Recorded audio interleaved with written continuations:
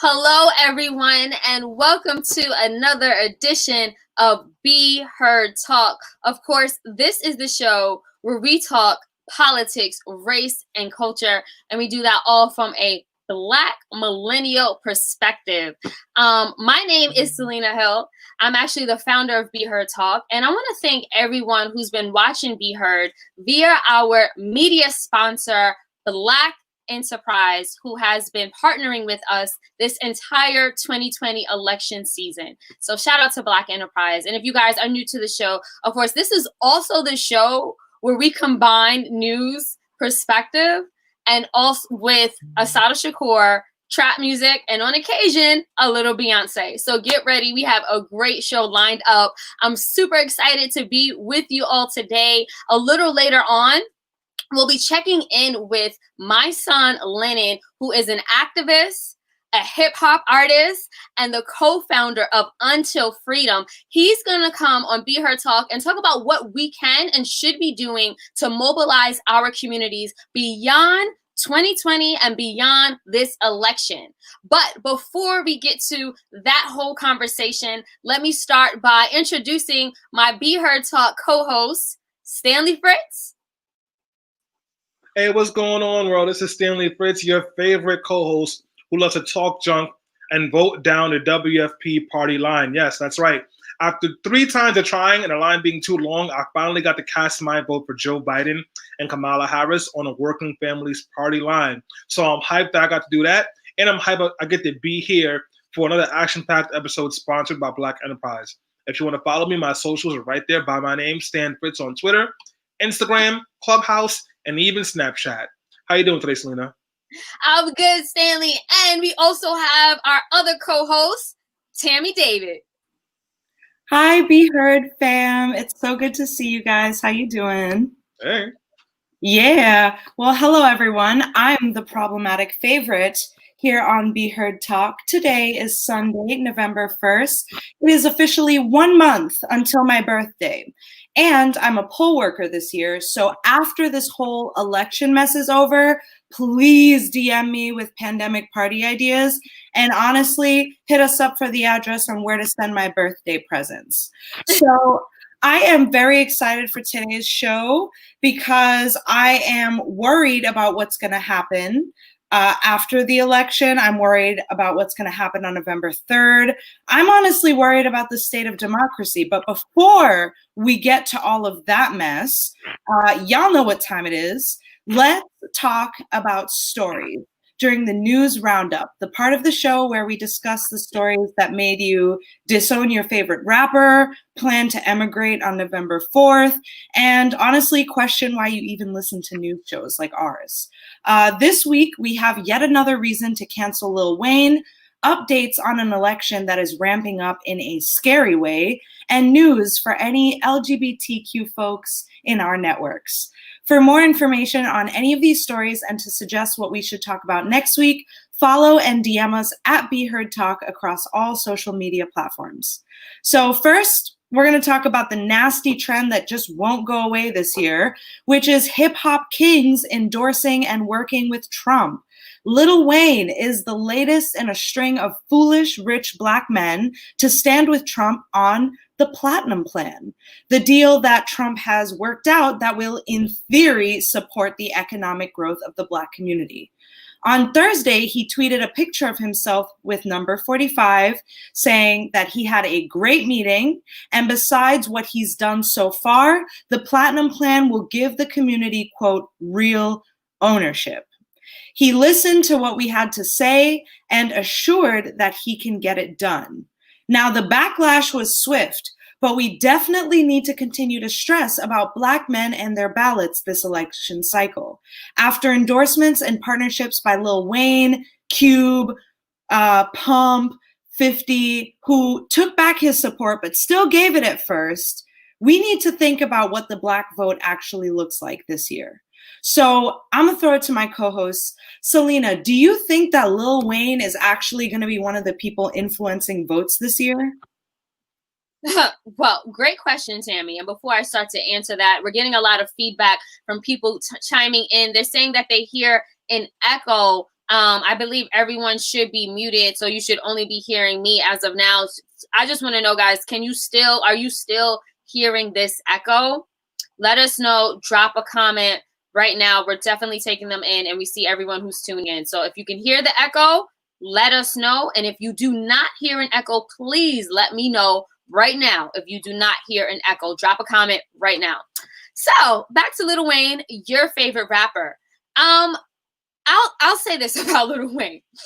First of all, this is the same rapper who supposedly just a few years ago had no idea what Black Lives Matter was.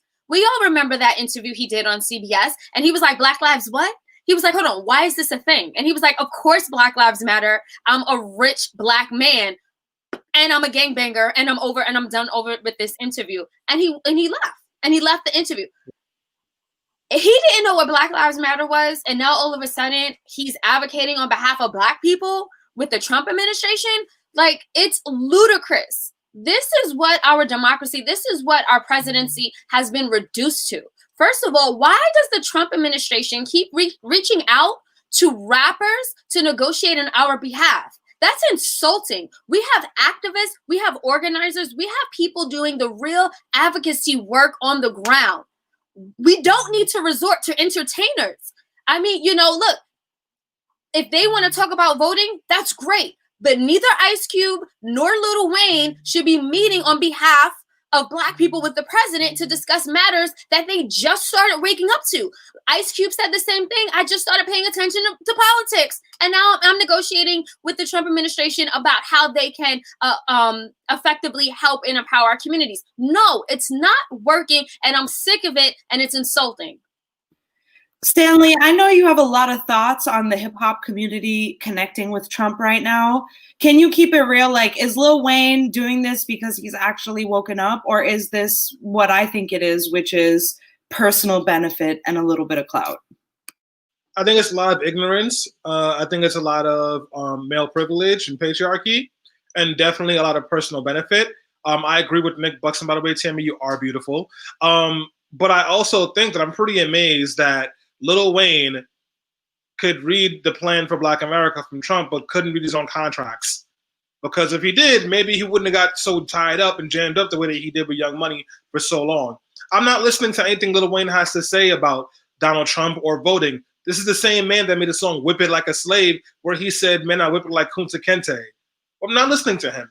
The fact of the matter is, a lot of these rappers who are coming out and saying they support Trump don't know what they're talking about, have not done the work, are not listening to people on the ground. They just want to be seen and feel important. So go feel important somewhere else. We've got work to do in reality. So we're getting a lot of comments. Thank you for all folks who are chiming in via Facebook, Twitter, LinkedIn, and YouTube. So we have one comment from Lockwell Tom, who says via Facebook, Lil Wayne endorsed Donald Trump. Folks never learn from the past and present history of injustices and police brutality against blacks that Trump wouldn't even acknowledge. Wow. I agree with Lockwell. I was just as surprised and shocked that he endorsed Donald Trump. I feel like, Lil Wayne there's been, reports that all he does is watch ESPN. Stay in your lane, Lil Wayne. Look, I love his bars. I love his music, but we don't need him trying to get into politics and advocacy. That's not his strong point. And obviously, to me, he's just distracting from the real issues that need to be addressed during this election. I know we're getting a ton of comments. We want to see if we can take a few more.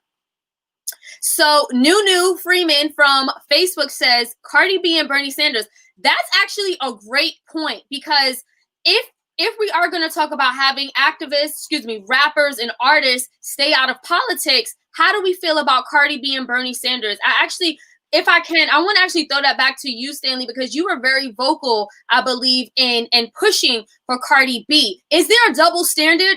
Are we as left-leaning people just coming down on the rappers who are siding with the Trump administration and those on the right? Is it hypocritical? No, it is not the same. It is not a double standard. Cardi B did something that Ice Cube and Lil Wayne did not, the work. And it's talking to people who is doing work on the ground. And if you look at the conversations that Cardi B had with Bernie Sanders and with Joe Biden, she was asking real questions about real issues that impact real people. Oh, and by the way, Cardi B was in the same spot that the rest of us were in just 2 years ago. So she's not separate that far away from the struggle. Whereas Lil Wayne and Ice Cube have been rich for years. Well, maybe not Lil Wayne because he don't read his contracts. But these folks have had access to money for years. And then finally, Cardi B never said she wrote any policy. Cardi B didn't try to push any policy. She said, this is how life impacted me when I was poor and going to school. This is what's happening to my family because of COVID. What are you going to do about that? That's what she did. When you know your lane, you're good. But Ice Cube, what does Ice Cube know about policy? What does Lil Wayne know about policy? Nothing. But they were coming out here trying to co-sign stuff. And then Ice Cube made it worse because when he got called out for the nonsense that he was saying, and they showed him that other people have been doing this work for years and they have a plan, he still refused to acknowledge that maybe he was wrong. So that's the difference. There's no double standard.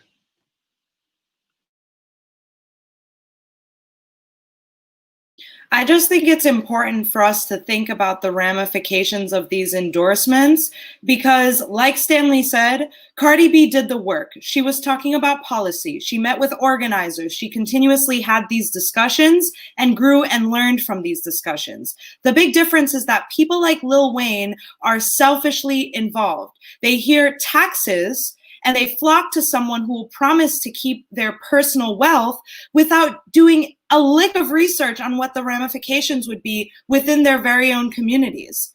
Lil Wayne needs to understand that there is more to life and to his community than just being taxed. He is a rich man outside of the bracket of where he grew up. He has a mom, he has kids, and he has several baby mamas. I don't understand that he's even thought of what it would be like, if his women and their children couldn't get health care, for instance. So that's where the huge difference is for me. Now, I appreciate everyone who's been chiming in and leaving comments. Much love. If you want to talk more about Lil Wayne, follow us at Be Heard Talk. But I want to talk about some more election mess, which isn't problematic endorsements, it's problematic violence. So this week leading up to the election has been crazy. Besides the Lil Wayne news, the back and forth of 50, the violence and shade is getting out of hand. In the blue corner, while some may have thought Obama was pretty quiet about Trump in general, we can't get him out of the spotlight now, making sure that every single person knows where he stands on fascism. He's had some cute campaign moments shooting ball and slamming Trump, but now he's taking it more serious, actually campaigning with Biden and letting voters know, quote, who we are. And on the right, as to be expected, Trump supporters continue voter intimidation, violent acts, and wild displays of loyalty to 45, including some supporters in Texas trying to run a Biden bus off of the road. Stanley, can you tell us about some of the stuff you've been seeing in New York? Because I feel like things are going crazy. Yeah, so as we speak, there's a Trump parade happening in the Bronx right now. They're in the Bronx. They pulled up in front of a polling station for early voting and started to rap. I am not even lying to you. It is on Twitter. I'll make sure I get it to our team so we can retweet it so you can see. While that's happening in the Bronx, there's a Trump parade happening on the Upper East Side right now in New York City. And then if you leave New York State and you go to other places, there was some Trump supporters who drove into a black neighborhood, I think it was in North Carolina, and tried to go to the polling site, and the police were escorting them. Thankfully, the people in the community got together and chased that person out of the community. But these are some of the things that are happening right now. These folks are not playing.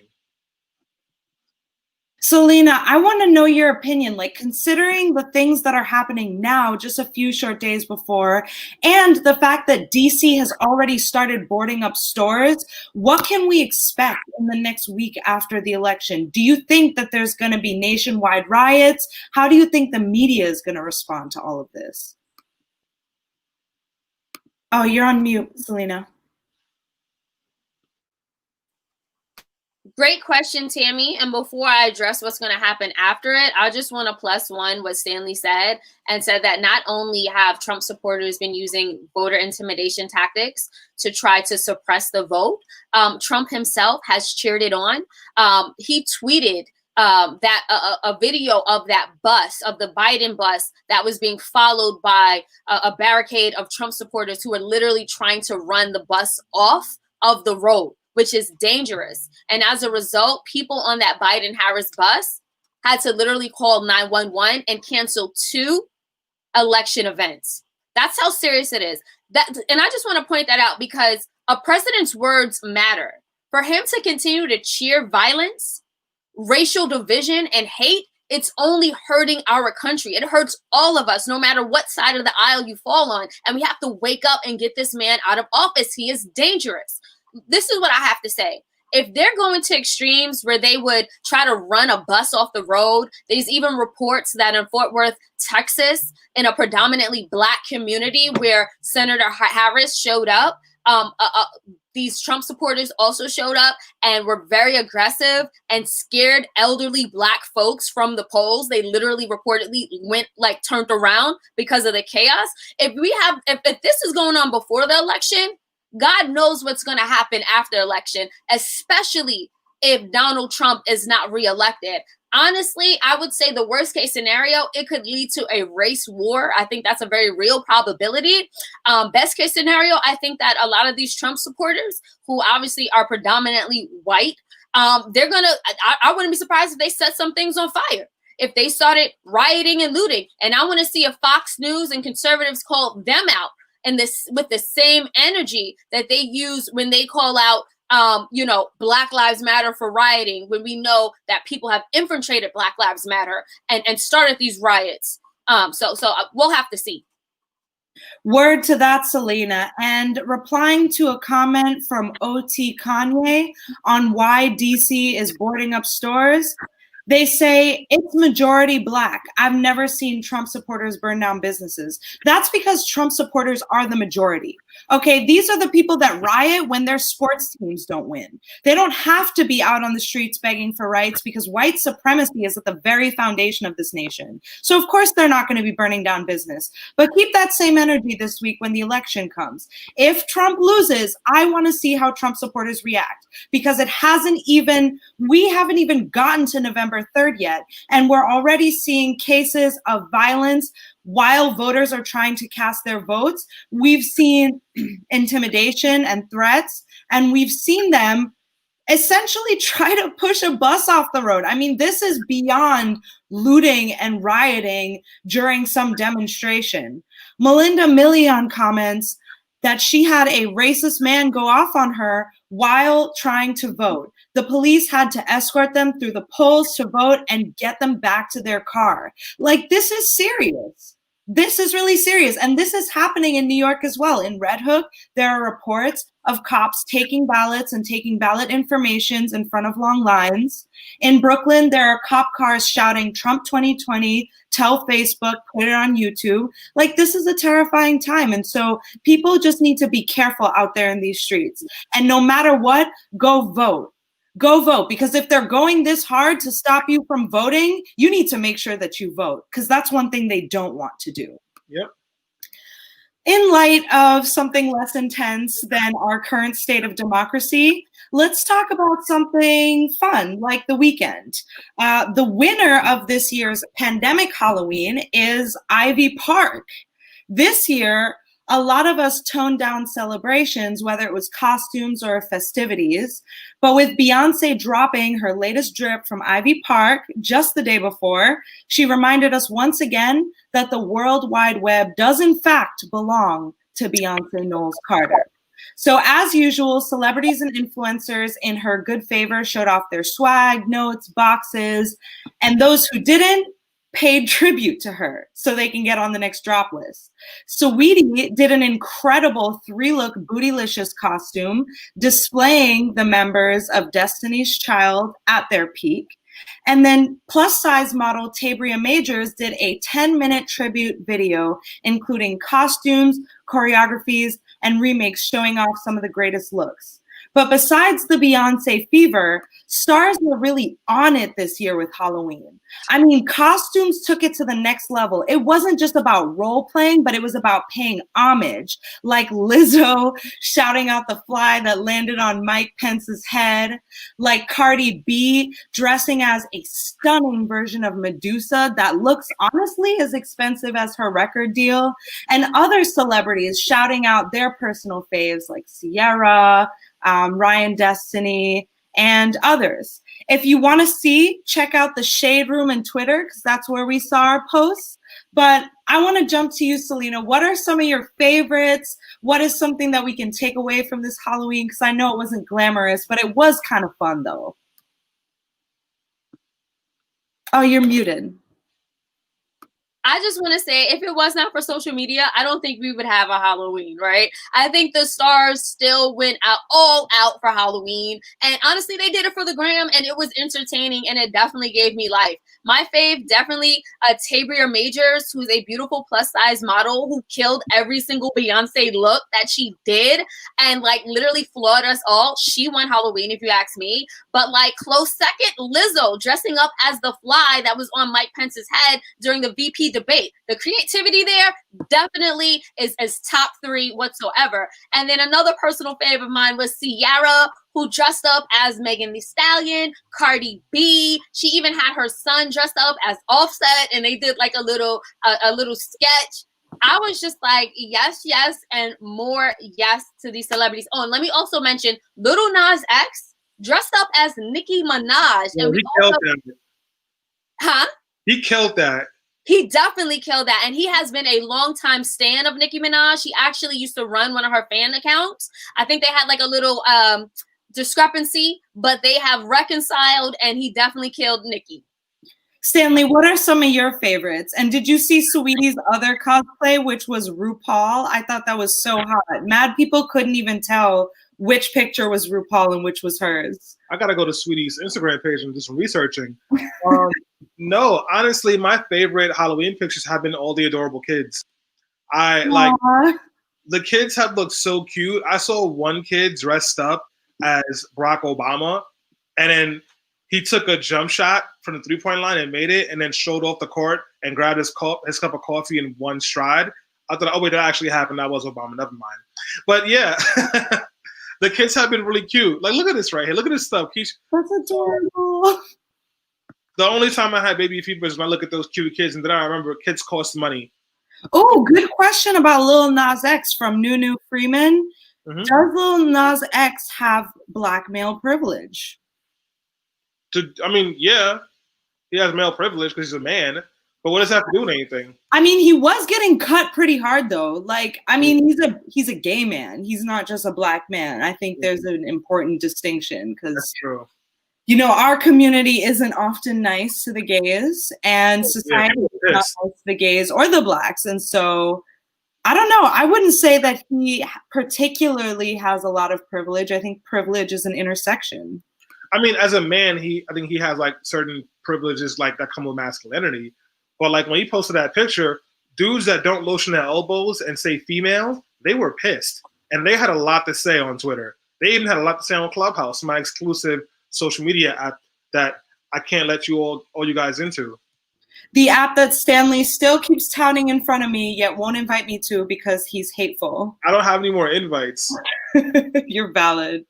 And okay, to wrap up the news roundup, I want to talk about one more thing. It's about gay rights. It's a perfect segment talking about Lil Nas X, because if he ever moves to Pennsylvania or, you know, Philly, any of the suburbs, he might not be able to have kids. Now, we confirmed Judge Amy Coney Barrett, now Justice Amy Coney Barrett, to the Supreme Court on October 27th. Coming up this week is going to be a landmark case for the LGBTQ community that may or may not set the precedent of how Judge Barrett will be voting in the future. Now, before she was confirmed, there was a lot of talk about her recusing herself from the first most prevalent back burner cases, which would basically mean that she hasn't been on long enough, and these are ongoing cases, so she will not sit and try them as a new judge. However, jumping into this case is showing Democrats that she will not recuse herself and that she's actually ready to begin her job. Now, the Supreme Court hears an argument on Wednesday whether Philadelphia may stop working with a Catholic adoption agency that will not allow same-sex couples as potential foster parents. Now, this case is obviously about religious liberty as well as LGBTQ rights, but this could be big for adoptions, family making, and sort of general gay rights all over the country. What this means is that if Philadelphia rules that it is a religious liberty to prevent same-sex parents, a lot of other adoption agencies in the country are going to follow suit, especially with Philadelphia being a large swing state. Now, I think there are many other cases up on the back burner that Amy Barrett should recuse herself from, but one of the most important is the Affordable Care Act. Now, Stanley, can you explain what her recusing herself will do for the ACA? If she would recuse herself from that case, which is coming up probably 5 days after the election, it creates the opportunity that the Affordable Care Act is not struck down by the Supreme Court, because at that point you'd probably have a 4-4 split, or at least a 5, like you can protect with a 5-4 split. She's not going to recuse herself. I don't believe that at all. So more than likely, when the Affordable Care Act goes up again on November 10th, you're going to see the Affordable Care Act officially repealed by Republicans. Selena, what do you think this particular case will do for her public image in the media? And do you think that she's going to strike it safe like she did during her hearings? She hinted, that she wouldn't be as conservative as, maybe some of her peers on the court, but she did say that she looked up to Scalia, the late justice. Well, for the question of what it would do for her public interest, I mean, she has purported herself as a right-leaning conservative person throughout her entire career. She's idolized Justice Scalia and worked with him. And we all know Justice Scalia was one of the most conservative originalists on the Supreme Court, meaning that he interprets the Constitution as it was originally written back when women didn't have voting rights and Black people were slaves. However, that's the lens that they view legality. That says enough, and constitutionality. Not only that, I want to just point out that Amy Coney Barrett is also going to be ruling on another really big case. 4 conservative justices on the Supreme Court have signaled their desire to throw out mail ballots that arrive after Election Day. Now, the court will remain deadlocked on this issue, which would affect a number of races throughout the country until Amy Coney Barrett casts her first vote. So, look, Affordable Care Act, LGBT rights, and also voting rights. We know that Donald Trump has been unapologetic and very vocal about wanting to push Amy Coney Barrett onto the Supreme Court so that he would have security and a guarantee to win the election, not because we vote him in, but because the Supreme Court would rule him in, the same way that happened to George W. Bush. He said it. And literally, that's literally what is on the ballot. That is literally a court case that is coming up. They don't care about democracy. Now, I'm just so baffled and frustrated at this point, because it makes me think, like, how can they continue to get away with this when they're upfront about it and transparent and completely shameless about running our democracy in the ground? Honestly, this is the truth, and we literally just have to wait and see what she does. It's already done, and post-election, in the hopes that Biden is in, maybe there is something that can be done, court packing or any other policy protections, but all we can do is wait. Pack the courts. Pack the courts. Yeah. There's no debate about it anymore. Like, you want to play this cute game of being nice and respectable? Republicans haven't played fair in over 15 years. Pack the courts, period. Pack the courts. And with that note, I'm going to send it to you, Selena, for the main segment. I know a lot of us are dying to get to this show so that we can jumpstart anxiety on what are we going to do after this election. For those of you, thank you so much for listening to the News Roundup, and follow and DM us at Be Heard Talk to share some stories for next week. Yeah, no, and before we do, can I just point out one point about packing the courts that Stanley made? Because Stanley, that was such an excellent point. And if you can be a little more descriptive about packing the courts, because I feel like that topic in itself is getting a very bad rap. I feel like it's almost like a negative connotation around court packing. Is this something that's actually viable? If you could just explain that really quickly to our viewers. Yeah, so when they first made the U.S. Constitution and they picked the 9 justices for the Supreme Court, is because they had 9 like circuit courts. We now have 13 circuit courts. So you could conceivably add on 4 more Supreme Court justices right now in Biden's term, and it would still match up with like what we should have constitutionally. And now the Trump administration would say that that's BS, but it actually is the truth. The problem is once you go that route, then you put yourself in a situation that when Republicans are in power, then they can pack the courts. But there are other things you can do too if you don't want to pack the courts. You can put term limits on Supreme Court justices. You can require that they be elected. You can require that they have certain standards. You can make rules so that if there's a conflict of interest, they actually legally have to recuse themselves. I know there was a couple years ago, Justin Clarence Thompson was overseeing a lawsuit from Monsanto, and they wanted him to recuse himself because he was literally on their board, and he refused to. That's an example of like a way you could recuse yourself, or you could force Supreme Court justices to recuse. This way, they would not be able to give their vote on a case where it was very obvious that they had an ulterior motive. So those are just a couple of things that we could actually do besides packing the courts. But packing the courts isn't a bad thing necessarily. Republicans have been packing the courts for years. They refused to let in any judges when Obama was president, and they've literally been packing the courts with people who don't even have the proper qualifications. More than 30% of the justices across like the lower circuits that Republicans have voted in don't even have a positive rating from the American Bar Association. That's the organization that certifies lawyers. So if Republicans want to play this way, I don't understand why we have to play differently now. Hard agree. The Dems need to go hard if they actually want to protect our rights. And like, this isn't a joke anymore. Like if they have the Senate, if they have the presidency, and they have the court, it's pretty much over for us. Yeah.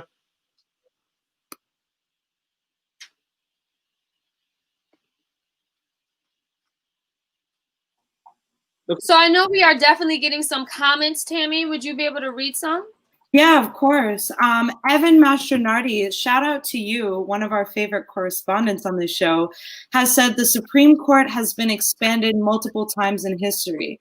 Now, it has been expanded, but it's also been fought over so many times. Like, I know the first time court packing came up by FDR, it was rejected.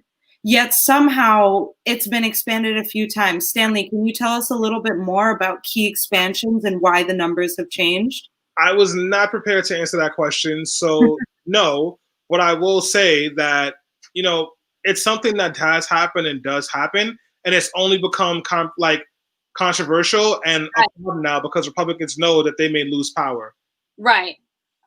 Well, I mean, pretty much, I do think that we'll have to continue to let things play out and see how far it goes. But, speaking of that, we do want to just shift gears and just jump straight into our main segment because, a lot of you guys tuned in for our next featured special guest who we have on the line with us. And let me just start by saying that we all know how important the Black vote is in 2020 and for the election. And we all know that a drop in the turnout in 2016 among Black voters in swing states like Pennsylvania helped Trump win the White House. And we know if we want to protect our communities from the pandemic of COVID-19, which has disproportionately killed and affected Black and brown people, along with the pandemic of racism, which continues to manifest as police violence against Black folks, racial injustice, and economic inequality, then we must vote on November 3rd if we haven't voted already. But that is just one step in the journey to Black empowerment.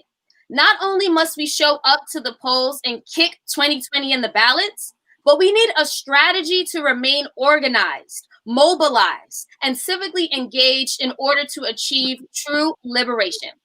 So to help us with this conversation, we have Mysonne the General Linen, who is an independent hip hop artist, criminal justice reform activist from the Bronx, organizer, and co-founder of Until Freedom, which is an intersectional social justice organization fighting for systemic change and racial justice. What's up, bro? What's going on, Selena? How you doing today, Queen? I'm good. We're super happy to have you. We know you are a very busy man. You are literally on a tour right now called State of the Emergency to Vote. You were in Louisville, so we know there's a lot of work to be done. But my son, I want to start this conversation by actually throwing it back to the time you were spending in Louisville, Kentucky this year when you were fighting for justice for Breonna Taylor's family. Now you're currently on the State of Emergency Vote tour. Based on the people you're speaking to and the people you're organizing, do you feel like Black folks are enthusiastic about this election season? And do you think we will be the ones to push Biden to victory? That's a very good question, both of them. I really don't think that Black people are enthused about this election cycle. And I'm one of those Black people, to be honest. You know, it's just that I understand the immediate danger that we face. And I keep trying to tell people, in which my sister Linda put so eloquently, we're not trying to get friends in the White House. We're trying to get better opponents, because every day as activists, we have to fight regardless of who is in the White House. We just understand that the administration that we have right now is dangerous. They have committed themselves to white supremacy. They have committed themselves to race baiting, to doing things that will negatively affect this country every day of this administration. So that's what I have to go out and constantly tell people. Like, it's not about, we understand that we need something different, and that's on all fronts. We've given an administration 4 years, and we watch how they've completely deteriorated this country. And anybody who says something different is just trying to be blind or just obstinate. It's not even common sense to say anything other than that. So what we're saying is, we understand Joe Biden's faults. We understand the 94 crime bill. We understand the 88 crack bill. We understand all of the things. We know his shortcomings, but we also know that he is not imminent danger right now. It's like for me, it's like saying there's some person that's on a road to power that's almost at the top. And we got to pull him down, because is an immediate threat. It's like two people running at you with guns, and one is 2 feet away from you and one is about a block away from you. I'm going to deal with the person that's 2 feet in front of me right now, because I know this person will kill me right now. I'm going to get to the other one, but right now, this person has to get out the White House. And we do not have any other choices. And we have two choices, and we have to pick the ones where we feel like we have a better opponent, to where we can push, and we can fight for things. And it's not going to be easy. And I understand that. And I tell people all the time, none of these parties properly represent us as Black people. And what we do need to do is, on November 4th, is start to build our own. Well, my son, we're actually getting a lot of comments. Gina Francis chimed in via Facebook. She says, I don't think Trump will win because the country became very divisive and rude to each other since he took over the helm of this country. We need civility, respect back to America, and the greatest country on this earth. Go vote. So basically, I feel like a lot of people watching right now agree that we have to vote. It's literally vote or die.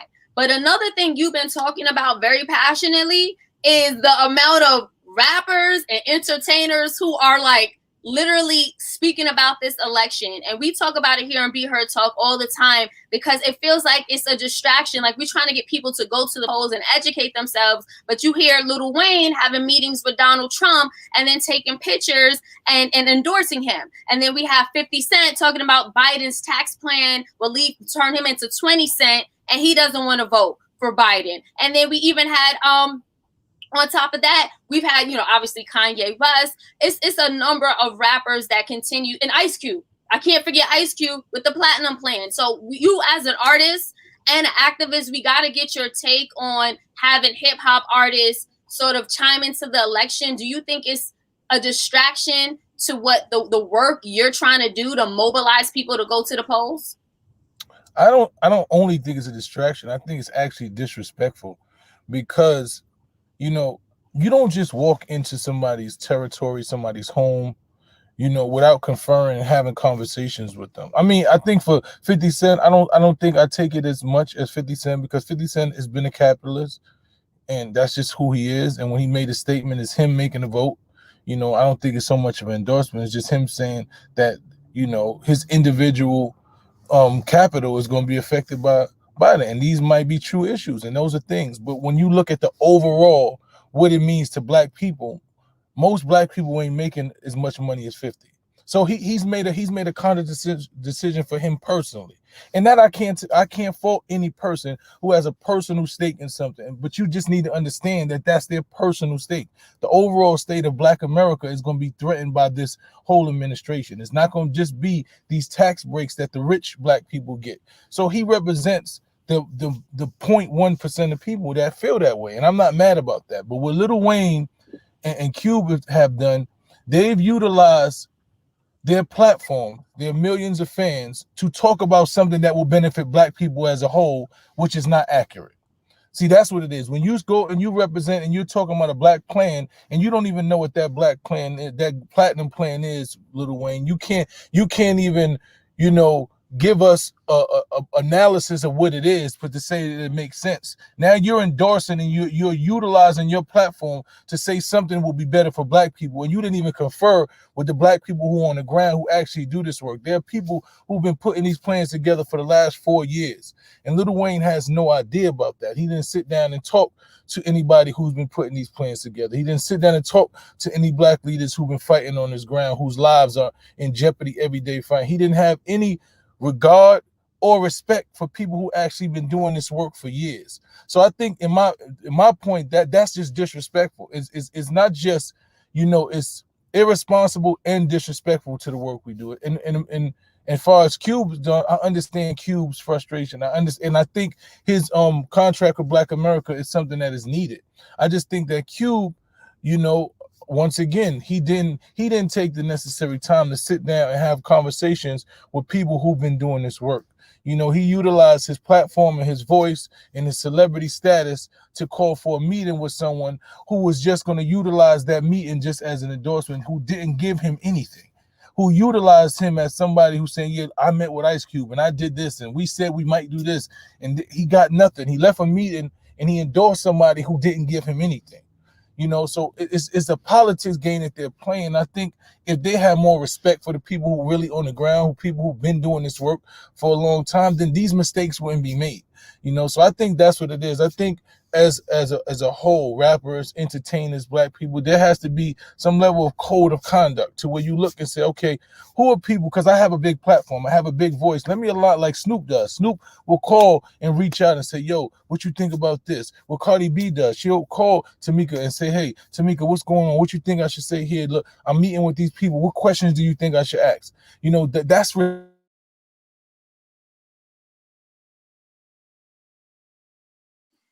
I think my son may have froze a little bit, but I know we're getting some comments that Tammy wanted to interject and talk about.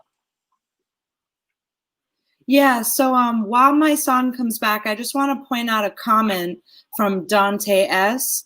Real question, how does modern activism help Black people? Wouldn't Black enterprise be more important, building businesses and industries rather than ambulance chasing individual cases?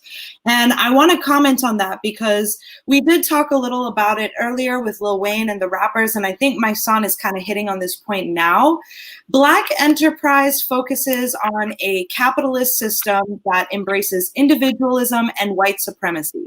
A lot of these celebrity activists are popping off at the mouth because they have a personal vested interest in this election.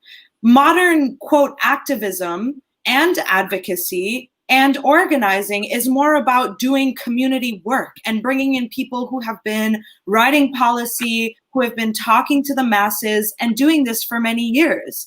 I think that Black enterprise and having large figures like, Cube and Wayne and all of these people, yes, that is one way to advance the Black agenda, but it's not going to bring freedom to Black people, because at the end of the day, having rich Black people in capitalism or succeed under capitalism doesn't do anything for the droves of us who are poor or, struggling to make a basic living, whether that's through healthcare or anything else. So that's pretty much why we on this show at least put such a big emphasis on organizing. Do we have my son back? Because I'd be curious to see his answer on that. No, my son is having connectivity issues, but Stanley, feel free to weigh in. No, yeah. So organizing is how you win, period.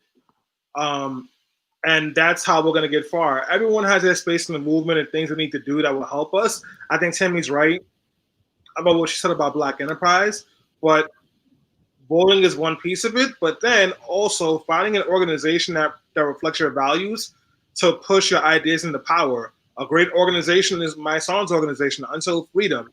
You need to be finding your Until Freedom to get involved in, or at least put your dollars in so we can organize for power. And I know we have my son back. I'll take a step back. Oh, sorry. Yeah, no, I mean, speaking of that and, the work that you're doing, my son, I think that a question that we all have is what happens after November 4th? What do you recommend for people who are so fired up about this election, but maybe don't have a plan or aren't prepared to continue the fight after November 3rd, excuse me? I think for me, and Until Freedom, our whole goal is that's when the work actually starts. We understand that even what happened with Obama's presidency, we took our eyes off the ball. We were just happy to get, Obama in office. We didn't push for the legislation that we wanted. We didn't push him. We didn't stay on him. We allowed him to, get pushback, and he fed in to the people who pushed him. And that's just the reality. What happens in government? In government, what happens is that there are people who push you and people who don't. And the silent people, you don't get what it is that you're looking for. So we understand first we're going to push whoever is in the office to do what we need them to do. We're going to fight them. But at the same time, we realize that everybody is so, this does not approve with the structure, with the system that we have now, with the people, the two-party system that we have right now, that we want to create something that's sustainable. So for the next 4 years, we're looking to create something different. We're going to create a tour called I Need Something Different tour, in which we go around and we create and build a party or structure that really represents our culture, represents our people, to where they feel like they're getting something for their vote, to where they feel like their voices are actually being heard. I think that is the only thing that we can do. Is the day after the election, God forbid or God willing, we get a whole new administration. As we push them, we're creating something to replace them at the same time. Yeah, so my son, I want to ask you a follow-up for that. In Chile, they just overthrew their government and they voted in to have a new constitution written, and they want to shift their government to a socialist government. That's the plan. That's what they're doing. Is that the next step for after this election for you? Well, what we want to do is we understand what we need something different, and I don't speak for all Black people, and that's what I hope all rappers start understanding. None of us individuals speak for all Black people. We don't have the right, we don't have the ability, we don't have all the knowledge to speak for every Black person. So what we have to do is, as we create and we go on these tours and we sit down and we saying that we're creating what something should look like, we have to meet with Black people. We have to meet around and say, what should our party look like? What it is that we're creating look like? What is it that you feel it should look like? Who you think needs to represent you? We don't know if it's social. We don't know what to call it until the people have their say. So that's what we want to do. We want to sit around with our people and say, and come up with a list and a whole strategy of what it is that we want to create and how we want to be ran as a government, because the government has to get back to being for the people, by the people. Right now, it's just people it's government officials telling people what to do. So, my son, it's very clear that there's going to be a difference in organizing between a Trump presidency and a Biden presidency. And, we may not have as a community a strict list of wants, but Black Lives Matter is at the top of our priority. So we just went through this whole situation where we couldn't get justice for Breonna Taylor. How would that change, or how would criminal justice reform policy change under Biden? Well, we don't know how it's going to change, and we don't know if it's going to change, right? We have no idea what's going to happen under Biden's administration, but we know we're going to push them to make those changes. We know every day that he's in office that we're going to push them to make those changes, because there are people in the administration that say they want to see those changes. So we're going to every day push them. And if not, we're still going to be building what it is that we believe the beloved community is supposed to look like for us, with our government and how it's supposed to be ran. So there's no guarantees with anything, but we know that the imminent danger that we're in right now, we have to stop that. You understand what I'm saying? We are 100% sure that we have to stop that. Yes, it's going to be different. It's going to be difficult to get the police defunded. Yes, it's going to be difficult to get, stop the immunity by the police and make them be accountable for murdering our people. We understand that these things are going to be difficult. We're going to have to go up against the labor unions and the police forces. We know these things are going to be hard, but every day of this administration, we're going to fight to make them happen. And if they're not happening, as we create what it is that we want to be governed by, we're going to make sure those are priorities. My son, you've been organizing on the ground for so long, and we're, doing the work that needs to be done. But do you think us as a people are ready for like the journey for Black liberation? Are we like the grit that it takes, the dedication that it takes beyond, again, this election? Are we coming together to really fight for our liberation beyond November 3rd? I think the energy is there. I think people realize that there's a need for change, that there's a need for unity, that there's a need for us to come together and actually create and be dedicated to the change that we want to see. So I think it's up to people like Until Freedom, like Woke Vote, like all the organizations that are doing grassroots work to galvanize that energy, to unite and say, listen, our people want us. And if we call ourselves leaders, then this is what we need to lead. We need to take the time to lead the people and galvanize that energy that they have and utilize it to get where we're supposed to be. We've never seen this level of energy, not in my lifetime. I've never seen this level of energy. What happened with George Floyd united a level of energy amongst the world that was just different. And it would be a shame if we didn't galvanize, if we didn't capitalize on that energy. And the fact that people are realizing that Black Lives Matter, and people are realizing the atrocities that Black people have experienced throughout America and this planet, basically. And people are realizing that there has to be some reckoning, some atonement, and we have to capitalize on that and make sure, it's good for them to understand, but now we have to hold people accountable. And talking about that long road to freedom, the energy is absolutely there. What is it going to take? What do we need? Well, like we said, it's going to take real leadership. It's going to take people to put their egos to the side. It's going to take people to put the people first. It's going to take people to not believe that they understand, they know solely what Black people want. Because I don't know solely. I know what I want. I know what the Black people around me want, and other people know what they want. So we have to sit down and collectively come up with a contract for Black people. We have to collectively come up. What does, justice and freedom and equity really look like for us as a complete unit? We have to sit down and strategize, and it's not going to be easy. It's going to be disagreements. It's going to be people that want that, but that is what it's going to take. That's what real leadership is called for. Like I tell everybody, I'm not mad that you sit down with Donald Trump. You sitting down with Donald Trump is not the issue, but when you sit down with Donald Trump and you don't leave with anything, and he just utilizes you as a pawn on the chessboard, and he utilizes you for endorsement, and you ain't got nothing for your endorsement, and you're leading Black people astray, and you're making Black people think something is happening that isn't, then you become sort of like the ops.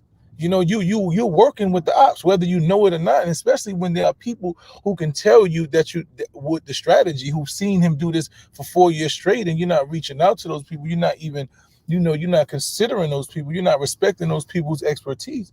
Then it's a problem. But no, we're gonna need to sit down with everybody, Lottie Dottie, and everybody. We're gonna need to sit down with people that we agree with, disagree with. We got Black Republicans, everybody needs to be at the table and say, what do Black people want to do as a collective, not just ideology different? What is it collectively going to bring us to a point where we have equity and power that we deserve as a nation?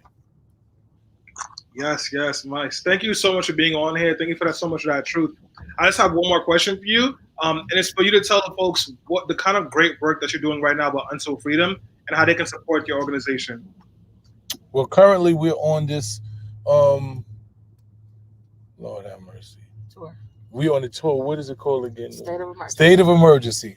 This is one of our partners, I guess. DeWanda Thompson. She is the founder of Woke Vote, and she's one of the partners that we're on this tour with, and we're currently going to assure that people get out to the voting polls. Right now, we're in Pittsburgh. This is one of the stop before our final stop, which will be in Detroit, Michigan, and we're just going around. And this is where we feel like we are effective. We feel like we can galvanize, we can organize, we can inspire. We know that you can't win no election on the Zoom call.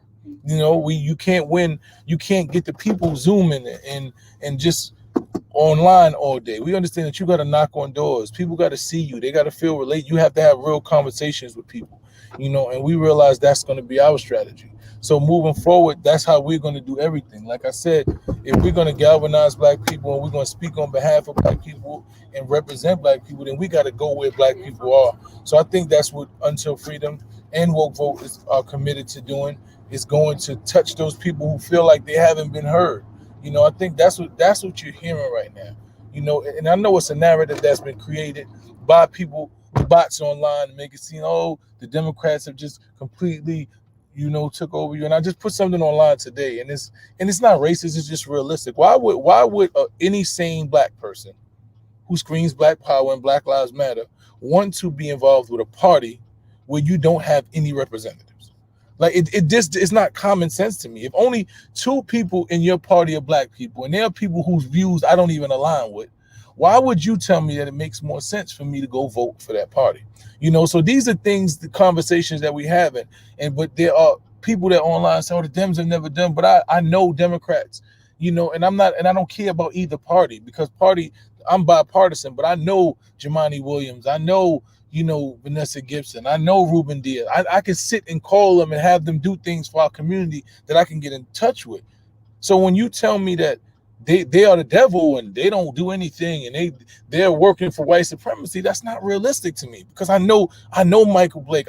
These are people that I know on the ground firsthand that are Democratic officials, that are Black people, that care for Black people like I care for Black people. Yeah, the structure that they're going into makes it harder for them to do things because the system is effed up, But the reality of the situation is that we just have to be smarter. We got to use more common sense, and not allow people to trick you with false narratives. And social media is such a dangerous place. There's so many trolls on my page. Me and Tamika was having this conversation today, that the trolls are out in full force. They come in by hundreds and thousands. They flooding comments, and they trying to just cause dissension. So we just got to be vigilant and continue to do the work we do. Mysonne, as we bring this conversation to a close, I just want to ask you, when will we know that we actually achieved the freedom that we've been fighting for? What is that indicator? What does that look like for us? And do you think we'll see it in our lifetimes? I'm hopeful that we'll see it in our lifetime. I don't know. I'm hopeful that we'll see it ever. I don't know. But I think the indicator for us is when we don't have to have these conversations, when we don't have to sit here and wonder when are police going to be held accountable for killing Black people, when are Black people going to have equity, when are we going to get the things we deserve, when we don't have to have these conversations, when they just become the norm, when we are treated and when the wealth gap does not reflect that we're 13 or 14% of the population and we're 0.1% of the wealth, in this country, then when we can literally see our next door neighbors and people from communities that were once marginalized being able to thrive and just have livable wages and not have to engage in crime because their situations are so terrible. When you walk outside and you're not the only person who is doing good in your family, and when you kind of have some level of wealth and you don't have to support 20 people, there are other people inside of your family that's able to sustain wealth and get good education and have good jobs, then you'll feel it. It will feel normal. It'll start to feel like when you don't feel stress and trauma all the time because anything can happen to you and you live in check to check every day. I think at that point we'll say, we've got to where we're supposed to be. Well, thank you again, my son. Did you drop your Cash App? Because that's one of the biggest ways we can support freedom. We can just Cash App. It's Cash App $ Until Freedom. We're on the road and we don't take donations. We take investments, man, because we feel like everything that we get is an investment in our freedom. A lot of people, it's so crazy, Selena. You have Black people who will question, why do we need money? And it's you being paid and all these things, and it's like, why would you not want people who are fighting for our liberation, who are on the front lines, they're willing to give up their lives and their freedom for us to have something to survive? Why do you want to see us broke, but you want to support rappers that tell you to drink lean and pop pills all day? You happy when they tell you they got $1 million, but the minute you see us with a nice car or a jacket that costs over $5, we pimping the community. It's the weirdest mentality, man. I just hope that we as Black people move further from that. Absolutely, my son. So I do want to just again thank you again for your time today. We appreciate not only your insight and perspective, but the work you're doing around the country. You are a true freedom fighter. You, Tamika, Angelo, and Linda, and everybody else that's involved with Until Freedom. Like, we all indebted for the work that you do. I want to say I appreciate y'all, man. I watch the work that you do. We've worked together. Stanley, you like a brother to me. And you, Selena, you like my little sister, Tammy.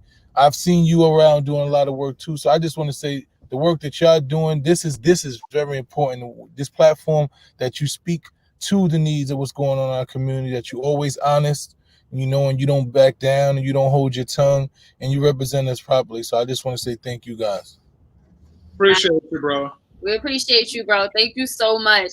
Stanley, did you have final words as we wrap up about organizing beyond 2020? I mean, all I got to support Until Freedom. I think Mike said it all.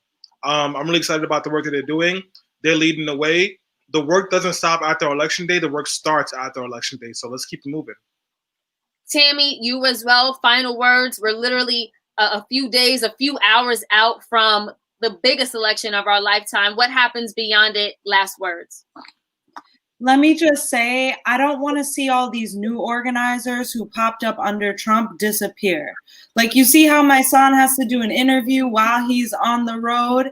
There are not enough organizers to protect our entire community.